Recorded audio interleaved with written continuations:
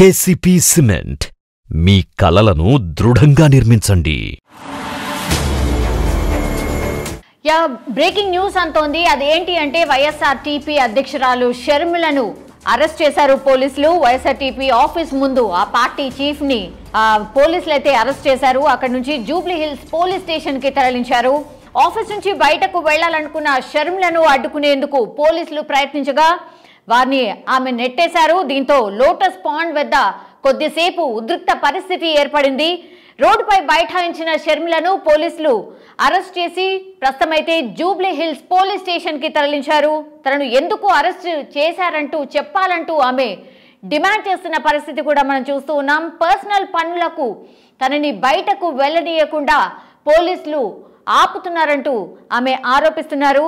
షర్మిలతో తన గన్మెన్ ను కూడా వెళ్లకుండా పోలీసులు ఆపేశారు. రాష్ట్రంలో అసలు ప్రజాస్వామ్యం లేదని, పోలీసులు కేసీఆర్ కోసమే పని చేస్తున్నారు అంటూ ఆమె ఆరోపిస్తున్నారు. సో టీఎస్పీఎస్సీ పేపర్ లీకేజ్ పై ఏప్రిల్ 26వ తేదీన హైకోర్టు పర్మిషన్ మేరకు ఇందిరా పార్క్ దగ్గర దీక్ష చేస్తామని ఆల్రెడీ షర్మిల ప్రకటించారు. సో పేపర్ లీకేజ్ పైన రాష్ట్ర ప్రభుత్వం స్పష్టత ఇవ్వకుండా మళ్లీ పరీక్షలు పెట్టడం ఏంటి అనేసి కూడా ఆమె ప్రశ్నిస్తూ ఉన్నారు.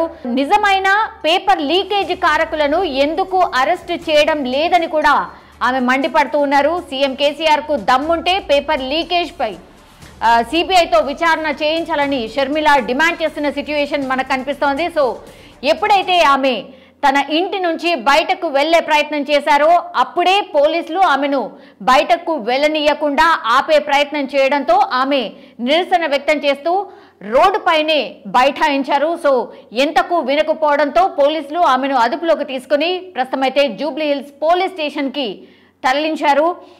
సో అక్కడ చాలా మంది వైఎస్ఆర్టీపీకి సంబంధించిన కార్యకర్తలు, అభిమానులు భారీ ఎత్తున చేరుకునే ఛాన్సెస్ కూడా కనిపిస్తున్నాయి. మరి కాసేపట్లోనే వైఎస్ షర్మిల తల్లిగారు అయినటువంటి విజయమ్మ కూడా అక్కడికి వెళ్లే ఛాన్సెస్ ఉన్నట్టు కూడా సమాచారం అంతోంది.